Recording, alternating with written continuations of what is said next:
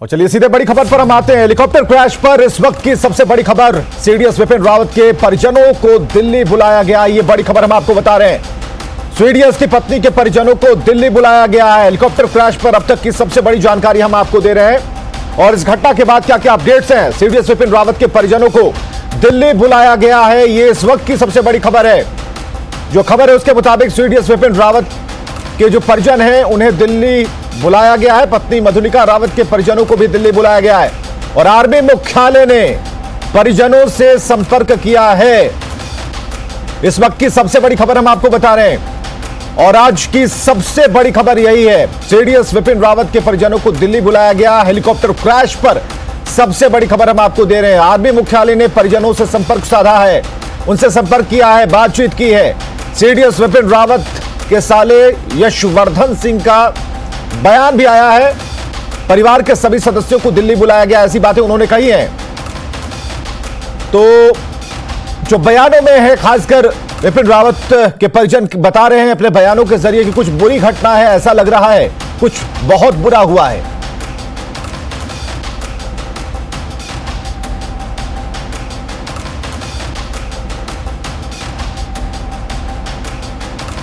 चलिए सीधे हम बात करते हैं। अतुल सिंह एविएशन एक्सपर्ट हमारे साथ हैं, ललन सिंह है defence expert, Vikramjit Singh defence expert हमारे साथ। तीनों का बहुत बहुत स्वागत हम करना चाहेंगे।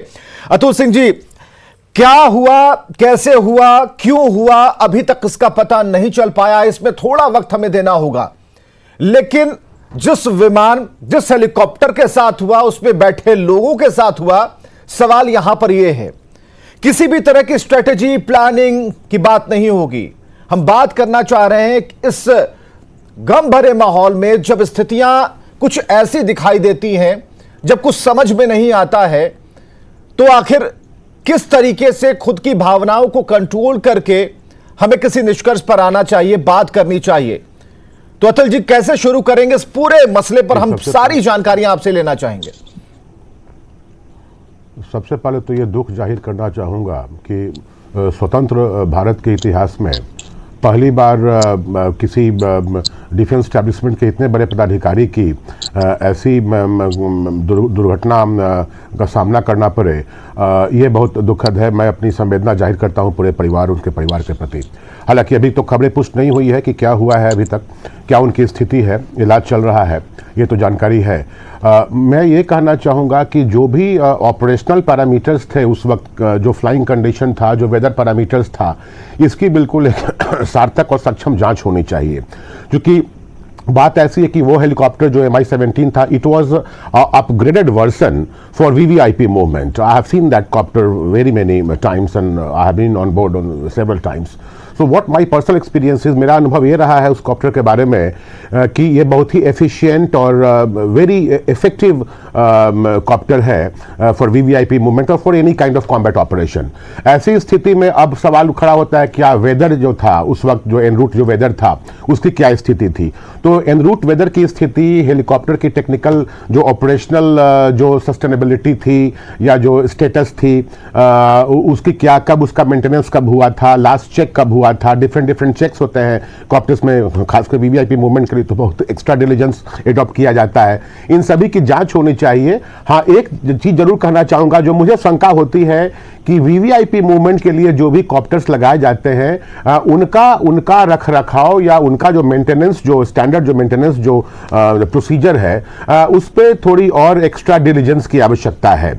क्योंकि अब सीडीएस जिस हेलीकॉप्टर पे फ्लाई कर रहे हैं, उस हेलीकॉप्टर का टेक्निकल स्टेटस अगर अप्रोप्रिएट नहीं रहेगा, मेंटेनेंस स्टेटस अगर अप्रोप्रिएट नहीं रहेगा, तो ये चिंता का विषय है, ताकि भविष्य में आगे ऐसी कोई घटना नहीं हो। बिल्कुल सही सवाल अतुल जी, बिल्कुल सही सवाल आप खड़े कर रहे हैं और यही चीजें, यही सवाल जो है हर तरफ कौंध रही हैं। जब वीआईपी और वीवीआईपी की बात आती है तो एक गैप यहां पर नजर आता है, चाहे वो प्रोटेक्शन को लेकर हो, सुविधाओं को लेकर हो, या फिर उस दृष्टिकोण को लेकर हो जिसके जरिए उन्हें हम सफर कराते हैं या फिर गंतव्य तक ले जाते हैं।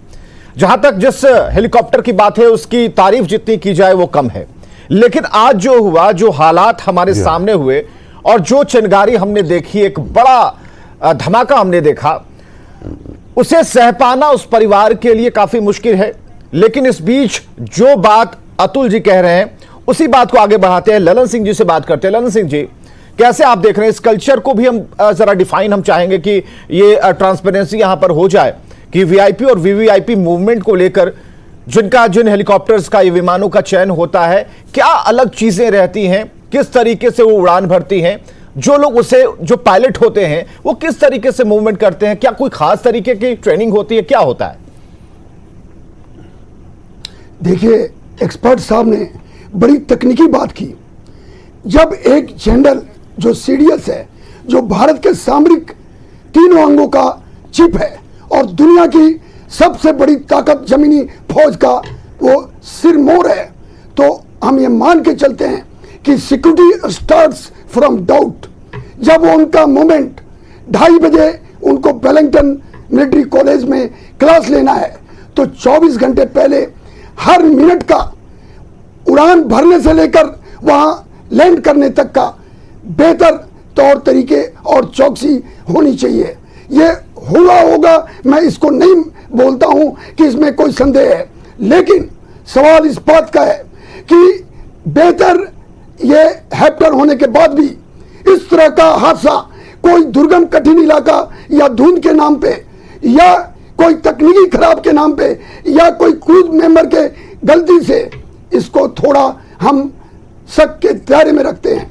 मैं क्योंकि फौजी हूं, मैं मान के चलता हूं कि क्रैश होने से पहले उसमें एक भीषण आग लगा और आग लगना एक साजिश के तरफ भी अपने आप को सोचने के लिए मजबूर करता है। मैं ये मानता हूं कि अभी तक स्पष्ट कोई भी इंफॉर्मेशन मिलिट्री और डिफेंस की तरफ से नहीं आया है, लेकिन जिस तरह की हालात बन रही हैं, जिस तरह से उनके परिवार को बुलाया गया है दिल्ली में और 11 लोगों को मौत का कॉन्फर्मेशन हो चुका है, तो मैं मान के चलता हूं कि हालात बहुत बिल्कुल। ललन सिंह जी, हम जरा इसी आपकी बात को जोड़ते हैं। मधुलिका रावत के भाई यशवर्धन सिंह ने खास बातचीत न्यूज़ 18 से की है और उन्होंने कहा है कि कुछ बहुत बुरा हुआ है और इसे हम दिखाने जा रहे हैं, बताने जा रहे हैं कि बातचीत में उन्होंने कहा कि आर्मी की तरफ से परिवार को फोन कर कल दिल्ली बुलाया गया है और भोपाल में रहने वाले यशवर्धन सिंह से खास बातचीत हमारे सहयोगी शरद श्रीवास्तव ने की है। आखिरकार उनके पास क्या जानकारी है अभी और क्या कुछ उनको बताया गया है? सर, आपके पास अभी तक क्या जानकारी आई है इस हादसे से जुड़ी हुई? सर, हमारे पास तो कोई अभी ऑथेंटिक जानकारी नहीं आ पाई है, लेकिन जहाँ तक हमको जो न्यूज़ आई है और जो लोग कोऑर्डिनेट कर रहे हैं, अभी आर्मी वाले हमको कोऑर्डिनेट कर रहे हैं, तो उन्होंने हमको बुलाया है जल्दी आप आ जाइए फ़्लाइट से। तो हम फ़्लाइट से जा रहे हैं तो Delhi.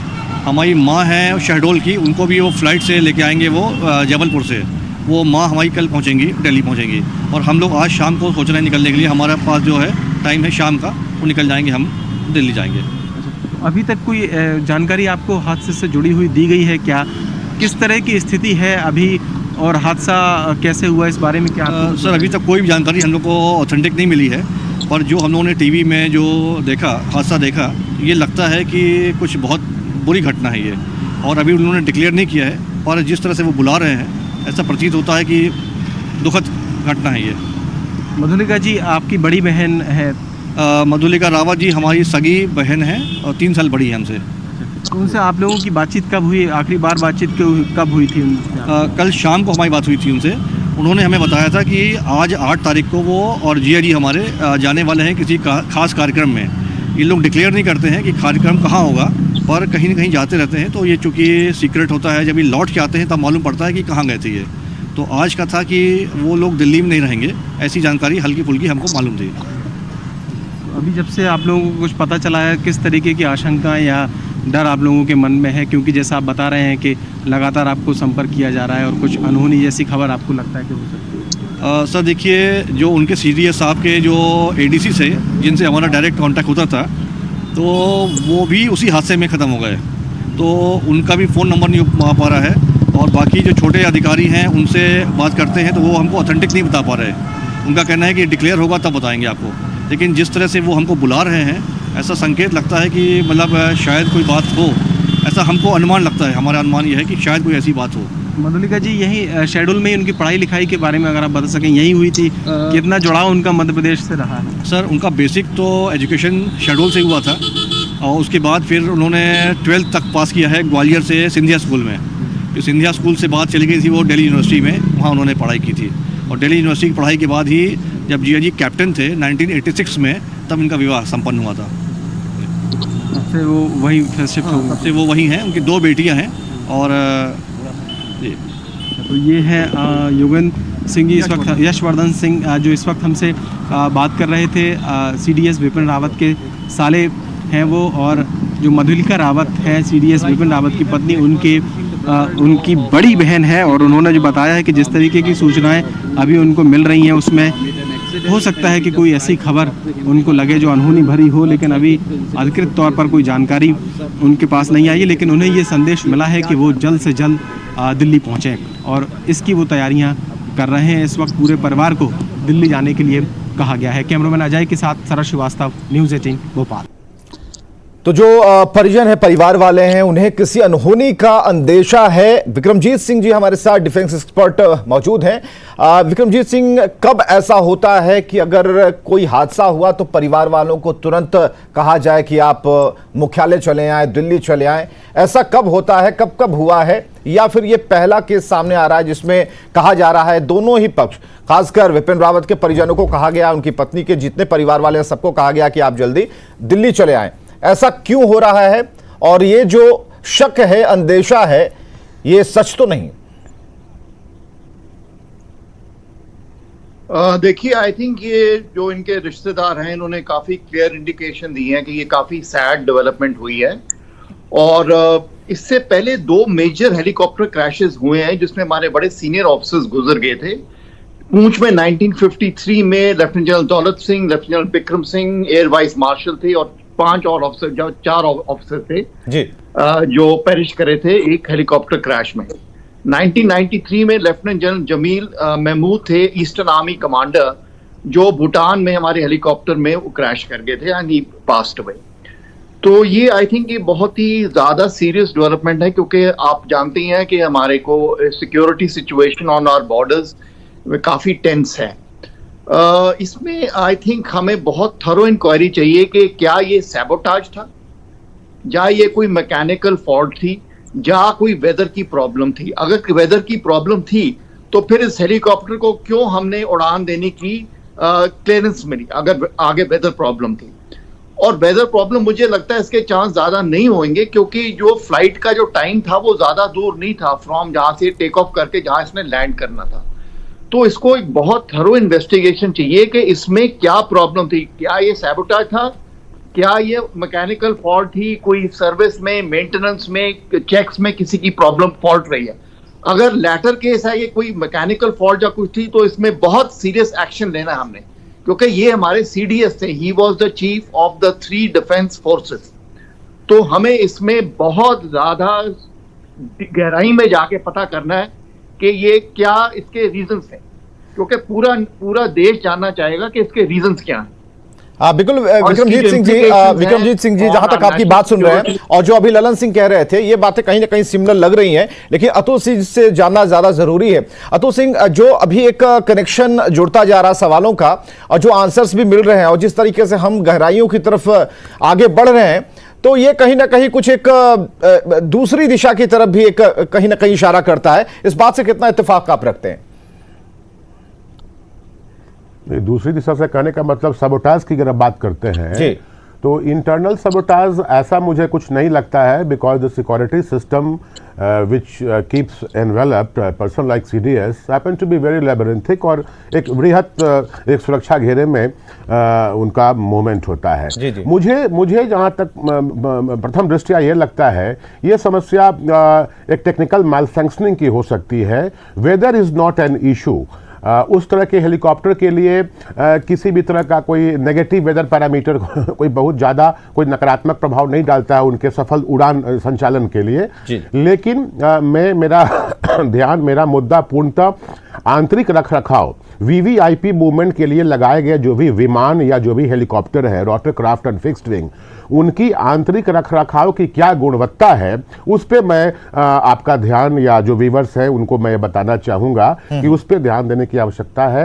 And that internal maintenance department और the vertical under Indian air force should be properly, it should be taken care of. एक जांच होनी चाहिए first of all before coming to any conclusive statement. ये बहुत इंपॉर्टेंट है कि पहले तो जो भी फ्लाइट डेटा से रिलेटेड जो भी इश्यूज आएंगे अभी इन्वेस्टिगेशन में, वेदर पैरामीटर्स क्या थे, ऑपरेटिंग क्रू कौन थे, उनका क्या स्ट्रेस लेवल था, ये भी तो होता है ना।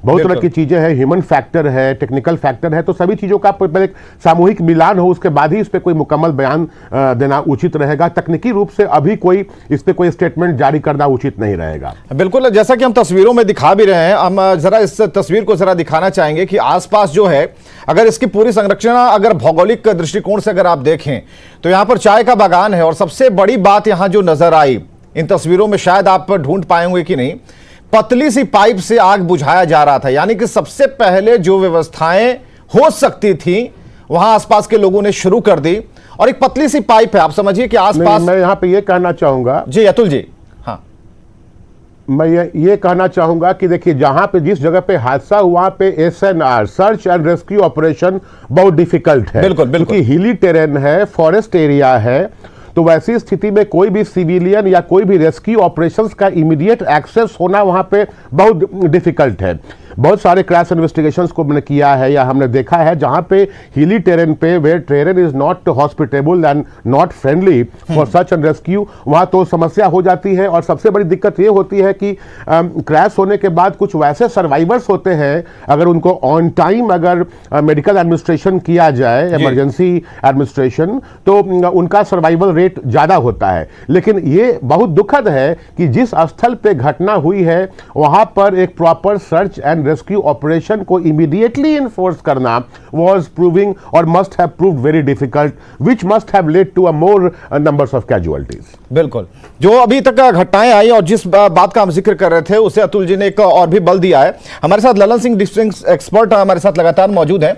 ललन सिंह जी, जो घटना घटी है और जिस तरीके से आनन फानन में चीजें अब एक एक कर अपडेट आती जा रही हैं, तो ऐसे में जिन मानकों का पर सवाल अतुल सिंह कर रहे हैं कि सबसे बड़ी बात रखरखाव, और जिस ट्रीटमेंट की बात मैं कर रहा हूं कि वीवीआईपी कल्चर को जो ट्रीटमेंट, हम अगर केस स्टडी को लेकर चलें, एग्जांपल्स पर चलें, उदाहरण पर चलें, यहां सीडीएस इसके अंदर मौजूद थे, कुल 14 लोग सवार थे। प्रधानमंत्री को भी कभी कभी जाना होता है और कई ऐसे दौरे प्रधानमंत्री, देश के प्रधानमंत्रियों ने किए होंगे, हिल स्टेशनों पर गए होंगे या फिर अन्य कारणों से। तो ये किस टाइप का, किस स्टैंडर्ड का चूक यहां पर आपको नजर आता है? क्या लेवल है इसका?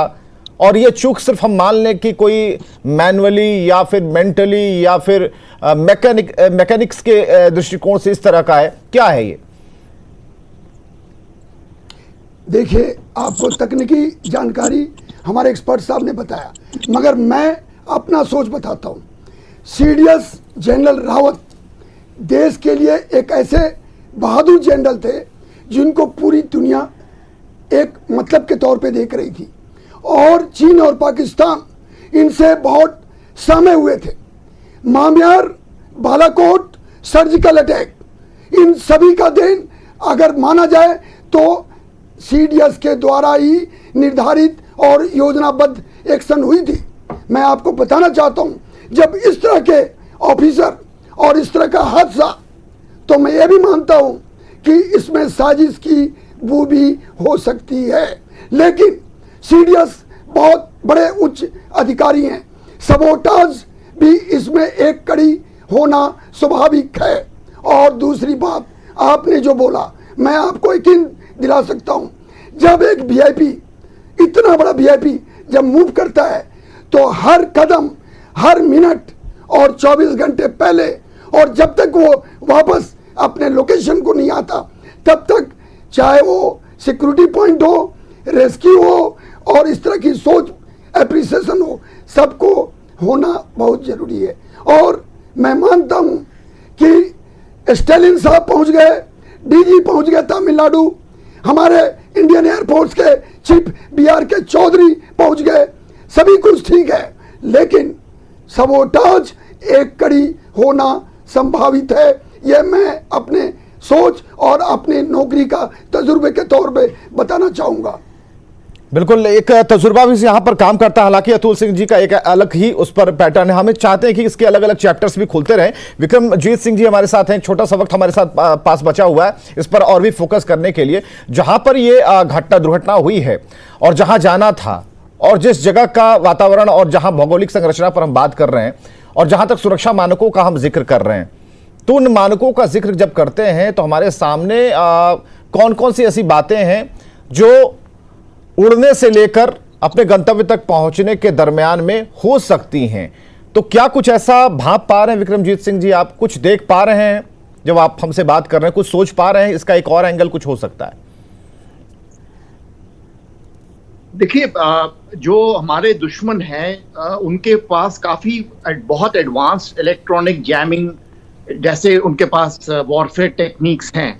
अगर आपको याद हो कि 2017 में एक सुखोई 30 अरुणाचल बॉर्डर के पास गिर गया था और उस पर एक शक पड़ा था कि इलेक्ट्रॉनिक जैमिंग कर दी थी उसके सिस्टम को और वो क्रैश कर गया था। तो मैं ये कह रहा हूं कि ये जो घटना हुई है ये बहुत ही पजलिंग घटना है कि एक इतने सोफिस्टिकेटेड एयरक्राफ्ट जो उसकी हम एक्सपेक्ट करते हैं मेंटेनेंस और चेकिंग बहुत ज्यादा होगी क्योंकि सीरियस उसमें फ्लाई करना है, तो वो एक छोटी सी फ्लाइट में, ये भी नहीं कि यहाँ से वो सियाचिन जा रहे हैं, जहाँ वो लद्दाख के बॉर्डर पर जा रहे हैं, ये हमारे देश में बहुत अंदर की जगह में वो फ्लाई कर रहे हैं और एक छोटी सी फ्लाइट में इतना बड़ा जो एक्सीडेंट, जो मर्जी आप इसे कह लो। तो इसमें हमें बिल्कुल रूल आउट करना पड़ेगा कि इसमें कोई सैबोटाज या कोई एनिमी का एक्शन तो नहीं। अगर एनिमी या सैबोटाज का एक्शन नहीं है तो हमें ये वेरीफाई करना है कि भाई ये किसकी फॉल्ट है कि ये एयरक्राफ्ट में मैकेनिकल या टेक्निकल फॉल्ट पड़ी है, ये किसकी फॉल्ट है जी। तो मैं आपको थोड़ा सा बिपिन रावत जी के बारे बताना चाह रहा हूं कि अपने कैरियर में ये 11th गोरखा राइफल्स रेजिमेंट में ये कमीशन हुए थे 5th बटालियन में। और 11th गोरखा राइफल्स एक बहुत इलस्ट्रियस रेजिमेंट है इंडियन आर्मी का, जिसकी फर्स्ट 11 गोरखा राइफल्स को bravest of the brave award दिया। कारगिल में सबसे आगे थे 111 गोरखा। फिर general Rawat ji brigade commander भी रहे हैं कश्मीर में, बारामूला में, और जीओसी 19 इन्फेंट्री डिवीजन बारामूला की जो है उसके वो जीओसी भी रहे हैं। तो इन्होंने बहुत एक्शन भी देखा है। अगर आप इनके अवार्ड देखो तो उत्तम युद्ध सेवा मेडल, युद्ध सेवा मेडल, सेना medal, chief of army staff commendation cards, ये भी इन्होंने अपने करियर में अर्न किए हैं। तो ये बड़े हाई प्रोफाइल ऑफिसर थे। तो मुझे लगता है कि देश को ये बहुत ही एक सैड और एक बहुत अनफॉर्चुनेट डेवलपमेंट तो ये है, पर इसका हमें इसकी इंक्वायरी करके इसका पता करना चाहिए कि आगे से ये हादसे हमारे देश के साथ ना हो। बहुत बहुत शुक्रिया आप सभी का हमारे साथ आने के लिए और समय देने के लिए और इस पर चर्चा करने के लिए। अतुल सिंह जी, ललन सिंह जी, बहुत बहुत शुक्रिया। तो जो चर्चा चल रही थी उसमें एक बात तो तय है कि जो हालात अभी हैं फिलहाल उसमें थोड़ा इंतजार हमें करना होगा, क्योंकि कल ही बयान जारी होगा। राजनाथ सिंह कल ही कुछ कहेंगे, आज तो कुछ नहीं कहने वाले। लेकिन जो विपिन रावत हैं उनकी फैमिली को बुलाया गया है तो वो भी समझना होगा। हालांकि उनके समझने का एंगल अलग है। परिजन ये कह रहे हैं कि पता नहीं क्यों बुलाया जा रहा, हो सकता है कुछ बड़ी और दुखदाई सूचना हो। लेकिन जब तक पक्की खबर नहीं आ जाएगी हमें इंतजार करना होगा। खबरें लगातार जारी हैं।